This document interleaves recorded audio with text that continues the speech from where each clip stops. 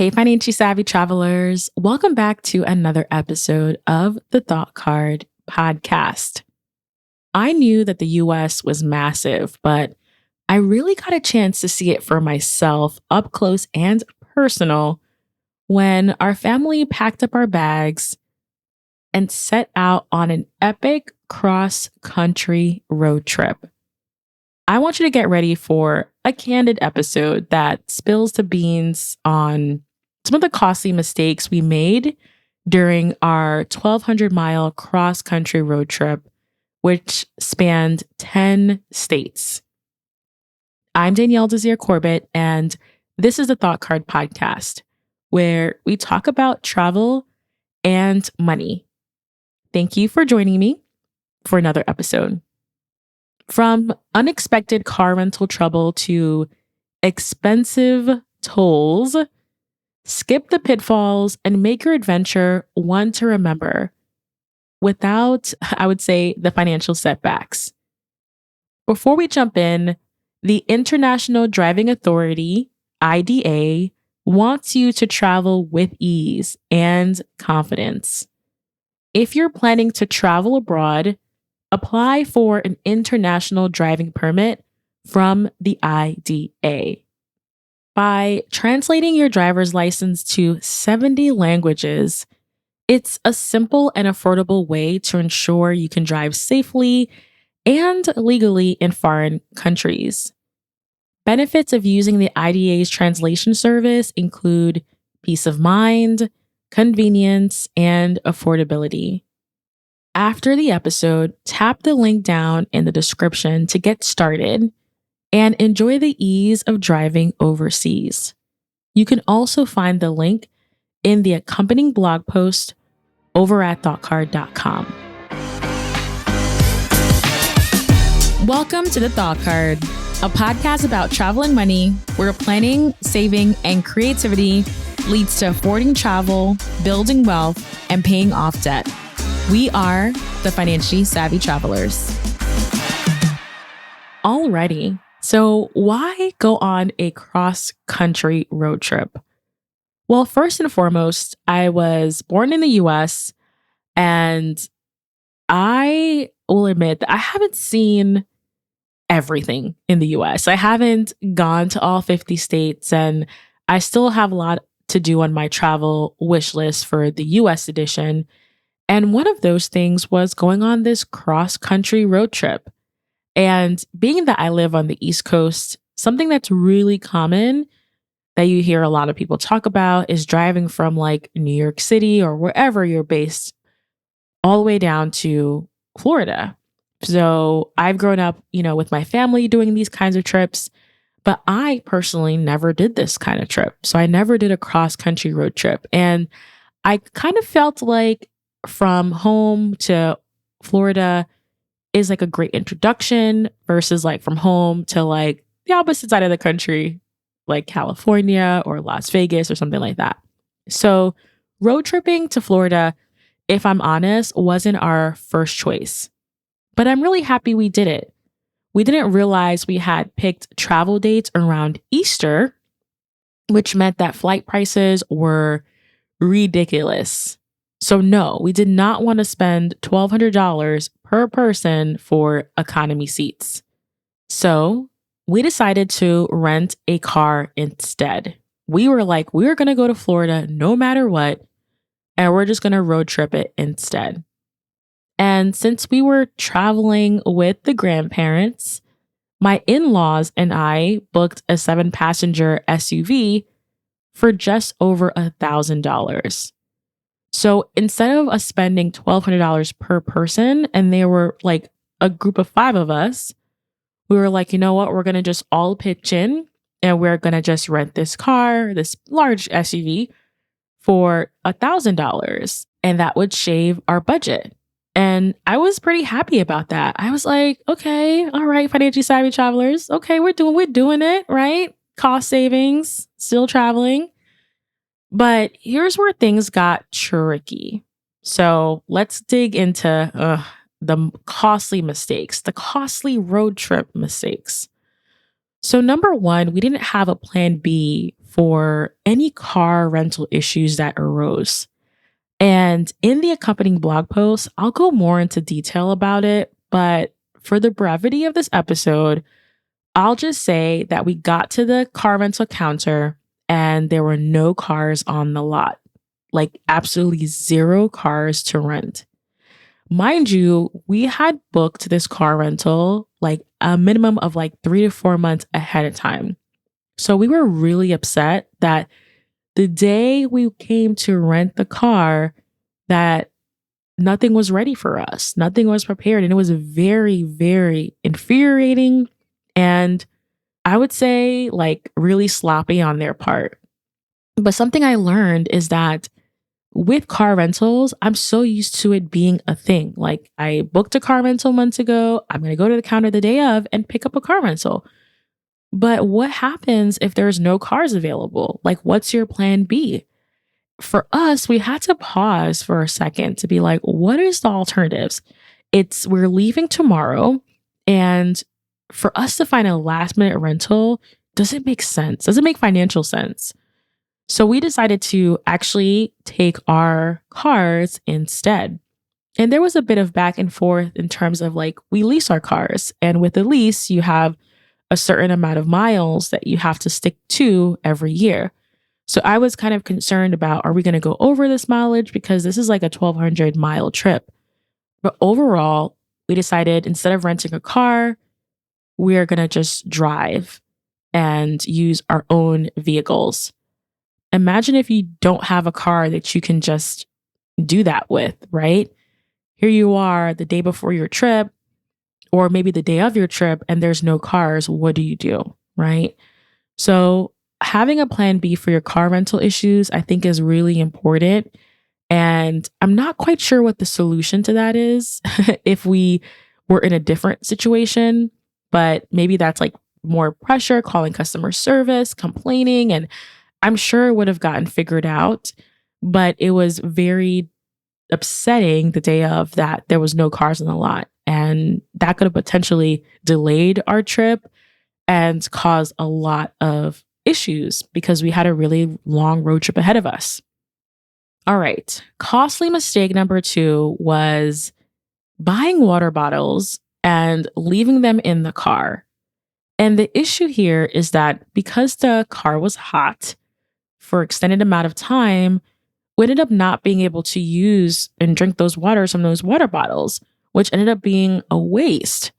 So the solution here, instead of wasting all the money on bottled water, is to bring reusable water bottles, personal ones for each person, and also water jugs that are like a gallon plus that allow you to, okay, if anything happens, I can just refill this water bottle versus like having these plastic water bottles that if they're in the car too long, if they're heated too long, really become a health hazard. I know this is like a basic tip, but we definitely spend a couple of dollars, lots of money on this mistake over and over and over again on our long road trip. Now, the next costly mistake is that I forgot our gift cards. So one of the things that I do when I'm traveling is I look through my drawers to make sure that, if it's abroad, do I have any like currency from that place if I've been there before? And do I have any gift cards lying around that I could use? Whether that's gift cards to a particular establishment or a general gift card. Because, okay, I could use those gift cards for different purchases while I'm on the road. And specifically, I wanted to use these gift cards to treat us to some snacks at Disney. And when I realized that I forgot my gift cards, I was really disappointed because now we had to come out of pocket for all of these expenses. Mind you, we had about $200 in gift cards that we were planning to use. So it was a bit of a downer that we didn't get to use these gift cards. So this is definitely a tip that I would say is, okay, when you're heading on your road trip, make sure you just pack all of your gift cards and just like your loose change lying around because it's definitely going to come in handy. Now, one of the other mistakes, I think this is probably like one of the big mistakes besides like the car rental issue, was not having Easy Pass. And I'm going to say that the state where I live is Connecticut. And we don't have any toll roads, meaning that you don't have to pay a toll going from one part of the state to another part of the state or when you're crossing bridges. And there are a few states in the country that don't have tolls, but for the majority of them, there are tolls. And with a cross country road trip, I thought about tolls, but I really didn't put a lot of thought into it. So it's like it was a thought, but if I could go back, I would have gotten Easy Pass and connected my electronic transponder so that I can just not have to worry about all of these toll payments, which has become quite of a mess. With that being said, we had to pay cash for some of the tolls. Some of the tolls, they took a picture of our license plate and they said that they would mail us our bill. Some tolls allowed us to accept accepted credit card. So that's what I'm saying. It's a little bit of a mess. Like there's just multiple ways to pay tolls in the United States. And it's just hard to know what payment method is going to work. I know that there are apps that can help you with this, but at the time, I did not think of that. So I didn't have an app while I was on the road to help me navigate all of these different types of toll roads. And it was kind of a surprise for each one. And unfortunately, we didn't bring enough cash for all of these tolls, especially when we're coming back home. So from Florida, coming back to Connecticut, there was just a lot more, especially going through states like New York and New Jersey. There were just so many expensive tolls and we didn't always have cash for them. So it was just really tricky. In the accompanying blog post, I'll definitely write out more about this after I've done a bit more research about tolls. But all I can say is understanding the toll payment system in the US, including the cash payments, electronic responders like Easy Pass, and license plate tolling are all things to consider. So my mother-in-law, who had Easy Pass, didn't have to worry about much. Like everything was billed to their Easy Pass and they didn't come home to a bunch of bills. So when we got back from our road trip, I had quite a few bills waiting for me for these tolls. Now, all of this is actually going to make an impact, and here's why. Because some of these tolls, they actually required you to take a ticket. And I believe this happened to me in Jersey, where they asked us to take a ticket. And for whatever reason, we completely missed taking the ticket. And so when we got to the toll booth, they charged us $25 instead of $5 for the toll. So an additional $20 penalty because we didn't take a ticket, a piece of paper. Y'all, I was so upset. I was so livid. I'm like, for a piece of paper, shouldn't we be not using paper? Environmentally friendly? Like, can't y'all just bill me? It just boggles my mind. It's just so, I can't even speak. I'm so upset.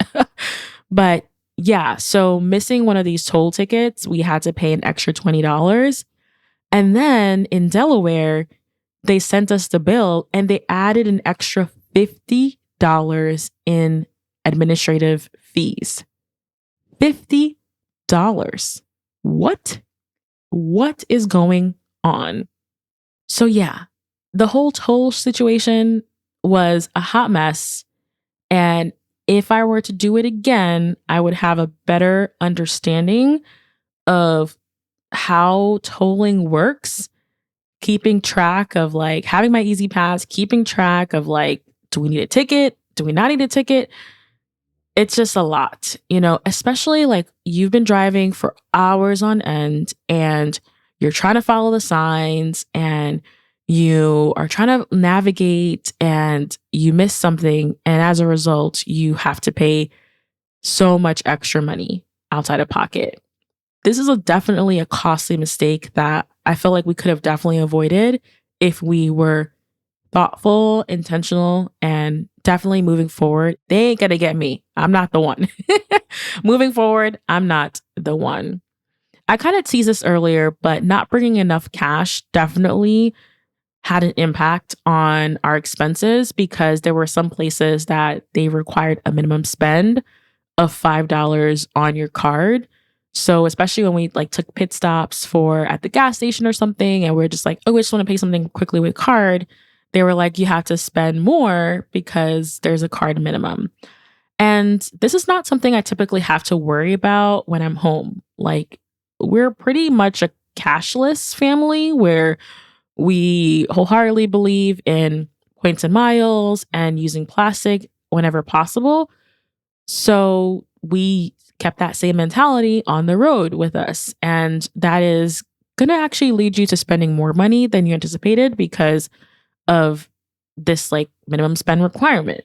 So I would just recommend as you're doing your cross country road trip, think about bringing extra cash with you for like issues and incidentals, and so that you don't have to meet any minimum requirement. No, just pay cash and be done. And then for the tolls too, you could just pay cash for your tolls and not have to come home to crazy, ridiculous bills. All right. So the last thing I wanted to say in terms of my costly mistakes is not packing alcoholic beverages with us. So I think I've mentioned this in other like episodes as like, financial mistakes, but I think that's important because when we got to the hotel, and I'll say, I think I'll do another episode on just planning our Disney road trip. But because we were traveling with baby K, we didn't want to just straight shot go to Florida. We decided to spend the night in North Carolina. And when we got to North Carolina, we were exhausted. We got there pretty early, I would say around like 7 or so. We didn't just want to like go to bed immediately. So we decided to go to the bar downstairs in our hotel. And I really feel like if we had thought ahead and gotten alcoholic beverages like beer or wine or whatever, you pick whatever it is, we wouldn't have ran up a tab at the hotel. And we know hotel bars are just notoriously more expensive. So we ended up actually like making it up because we ended up getting alcoholic beverages on the road. When we got to our official hotel for the rest of our stay, like we actually didn't spend as much money at bars and different things like that. So I would say that definitely packing your alcoholic beverages with you, which is probably going to be a lot cheaper where you are based locally, is going to definitely save you a lot of money overall. So as a quick recap, here are my costly mistakes for our first cross-country road trip. So having a plan B for car rental issues is just important, just in case if something happens and there's no rentals, what are you going to do, right? Ensuring that your plan B includes a reliable car, whether that's another car rental or considering if you're going to take your own car or a car of a family member or a friend or whatever the case may be. But like having a plan B is something I didn't think about before. And it became a real reality for us. And we had to make decisions very, very quickly, which could have ended up, making us spend hundreds of thousands of dollars as a result of this last minute decision. Using reusable water bottles, of course, it's like great for the environment as well. But it wasn't something that we were thinking about, like these single-use water bottles. And like I have plenty of reusable water bottles at home, and I could have used that to prevent us from like having to spend all this extra money on that. So just again, something practical to think about. Remembering to bring your gift cards for potential savings if you have them. Understanding the toll system in the US, it is complicated, and I will do my best to break it down in the blog post. And just like avoiding these penalties of missing these toll tickets. Like, gosh, this extra $50, $20, it's just so unnecessary. And it's not like an expense that I really wanted to, it's just not necessary. And then lastly, doing your best to bring your snacks, your food, your alcoholic beverages, pack them with you in your car so that you don't have to stop at restaurants all the time, or you don't have to like go to the hotel bar. You can just have your drinks with you These are just, again, things that just these little things that definitely add up. And I feel like as financially savvy travelers who may be considering road trips for the summer and beyond, it's just things for you to keep in mind and things for you to know. Now, I am working on a blog post all on my cost breakdown for how much money we spent road tripping across the country. And you can definitely expect some Disney content coming up very soon. I go to Disney, I think, a few times a year, and I'm always like, I'm going to create Disney content. I come home and then I don't. But I'm really excited that I'll be creating more Disney content for you all. So be on the lookout for a cost breakdown blog post and also a cost breakdown for Disney in particular. So lots of breakdowns to come. Overall, it's always a good idea to have a buffer in your travel budget to account for unforeseen expenses, which for us ended up costing us a couple of extra $100 that we didn't plan for. So just keep that in mind.